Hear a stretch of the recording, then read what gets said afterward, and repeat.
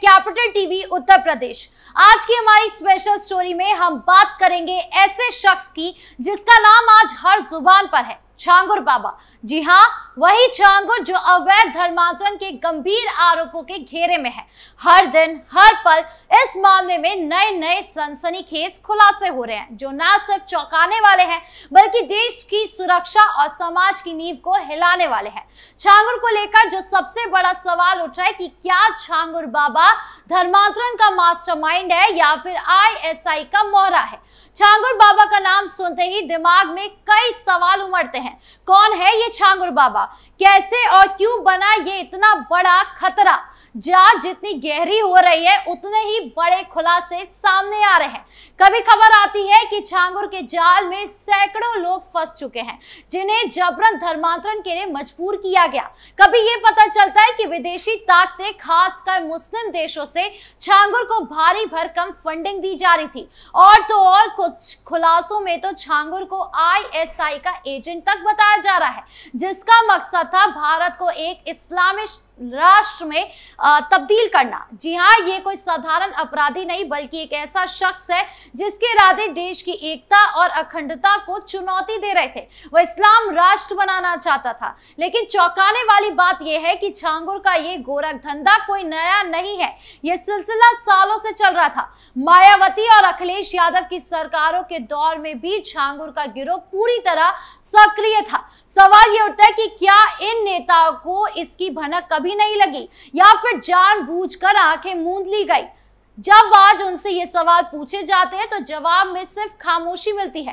कहा जाता है कि उस वक्त ये नेता घर बैठकर सलमान खान की फिल्में देखने में व्यस्त थे जबकि छांगुर अपने खतरनाक मंसूबों को अंजाम दे रहा था। लेकिन अब वक्त बदल चुका है। योगी सरकार ना तो खामोश रहती है ना ही फिल्मों में समय गंवाती है। ये सरकार काम करती है और इसका नतीजा है कि आज छांगुर बाबा पुलिस और प्रशासन की गिरफ्त में है। हर दिन जांच एजेंसियां नए सबूते और खुलासे के साथ सामने आ रही है। क्या है छांगुर की कहानी का अगला पहलू, जानेंगे विस्तार से। छांगुर का बस्ती कनेक्शन। धर्मांतरण माफिया मौलाना छांगुर और जमालुद्दीन की करतूतों की परत दर परत खुलती जा रही है। बस्ती जनपद की दो बेटियों ने आगे आकर छांगुर के चंगुल से बचकर निकलने की कहानी बयां की है। पीड़ित लड़कियों ने बताया कि कैसे उन्हें एक गैर हिंदू समुदाय के लड़के ने प्रेम जाल में फंसाया, फिर छांगुर से संपर्क में लाकर उनका ब्रेन वॉश करने की कोशिश की। वो तो गनीमत रही कि दोनों की जिंदगी बर्बाद होने से बच गई। पुलिस इन दोनों लड़कियों के उत्पीड़न के मामले में केस दर्ज कर जांच कर रही है। इस दौरान पीड़िताओं ने छांगुर का नाम मीडिया में आने के बाद बताया कि उन्हें पता ही नहीं था जिससे उनके प्रेमी ने बात कराई है वो इतना बड़ा शातिर धर्मांतरण माफिया था।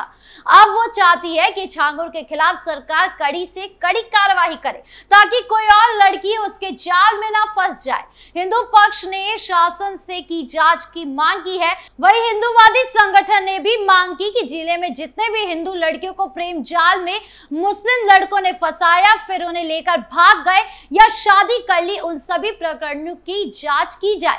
हिंदू संगठनों ने बताया कि ये जांच इसलिए भी आवश्यक है ताकि छांगुर के नेटवर्क में शामिल ऐसे लड़कों के बारे में भी पता चल सके जो मौलाना छांगुर के एजेंट के रूप में काम कर रहे थे। बता दें कि पहली पीड़ित बेटी जो लालगंज थाना क्षेत्र के एक गांव की रहने वाली है। पीड़ित के अनुसार गांव के ही एक इत्तियाक अहमद नाम के युवक ने प्रेम का नाटक कर फंसाया, फिर आर्थिक मदद कर उसे महाराष्ट्र जाने को कह दिया। जब वो उसके संपर्क में रही तो मोबाइल से वीडियो कॉलिंग पर एक दाढ़ी वाले बुजुर्ग से इत्तियाक ने बात कराई जिसने उससे कहा था कि मुस्लिम धर्म में तुम्हारा स्वागत है, तुमने इस धर्म को अपनाकर बहुत अच्छा किया, किसी भी जरूरत के लिए वो उसके साथ खड़े हैं, पुणे में उसे नौकरी मिल जाएगी। पीड़िता ने आगे कहा कि छांगुर और प्रेमी इत्तियाक अहमद के बहकावे में आकर नाबालिग बेटी पैसे लेकर अकेले ही महाराष्ट्र चली गई। 2 दिन वहां रहने के बाद पुलिस तत्काल एक्टिव हो गई और आनन फानन में उसे बरामद कर लिया। इस मामले में लालगंज थाने की पुलिस ने इत्तियाक के विरुद्ध मुकदमा दर्ज कर उसे जेल भेज दिया। पीड़ित बेटी ने छांगुर के कारनामों से भी पर्दा हटा दिया। पीड़िता के माता पिता ने भी बताया कि उनकी बेटी को इत्याक ने इंस्टाग्राम के जरिए प्रेम जाल में फंसा लिया और उसे पैसे देकर अकेले ही पुणे भेज दिया। मोबाइल से इत्याक ने मौलाना छांगुर से उसकी बेटी की बात भी कराई, जिसकी जानकारी अब उन्हें उनकी बेटी द्वारा दी गई है। वहीं दूसरी पीड़ित बेटी जो वॉल्टरगंज थाना क्षेत्र की निवासी है, उसके अनुसार उसके प्रेमी अहमद रजा ने उसके साथ दरिंदगी की सारी हदें पार कर दी, जबरन बलात्कार किया और गौ मांस तक खाने के लिए मजबूर कर दिया। इतना ही नहीं, उसके प्रेमी ने बलरामपुर ले जाकर उसे मौलाना छांगुर से भी मिलवाया और छांगुर ने उससे कहा कि मुस्लिम धर्म सबसे अच्छा धर्म है और तुम इस्लाम कबूल कर लो तो धर्म में तुम्हारी सारी जरूरत पूरी की जाएगी। पीड़िता ने बताया कि मौलाना छांगुर ने उसे मुस्लिम धर्म कबूल करने को कहा था और जब उसने ये करने से मना कर दिया तो उसके प्रेमी अहमद रजा ने मारपीट की, बलात्कार किया, तरह तरह से प्रताड़ित किया। पीड़िता ने मांग किया कि छांगुर के संपर्क में जितने भी मुस्लिम समुदाय के युवा लड़के हैं जो हिंदू लड़कियों को बरगला कर उनसे शादी करने का झांसा देकर मुस्लिम धर्म अपनाने का दबाव बनाते, उन सभी पर कार्रवाई की जाए। योगी सरकार का वर्दी वालों पर भी एक्शन। आपको बता दें कि जांच में छांगुर के साथ मिले जितने भी लोग हैं उन पर धीरे धीरे एक्शन लिया जा रहा है और इसी कड़ी में धर्मांतरण और विदेशी फंडिंग का नेटवर्क चलाने वाले छांगुर बाबा के गुर्गे बदर अख्तर सिद्दीकी को बचाने के आरोपी में गाजियाबाद स्वाट टीम प्रभारी अब्दुल रहमान सिद्दीकी पर गाज गिरी है।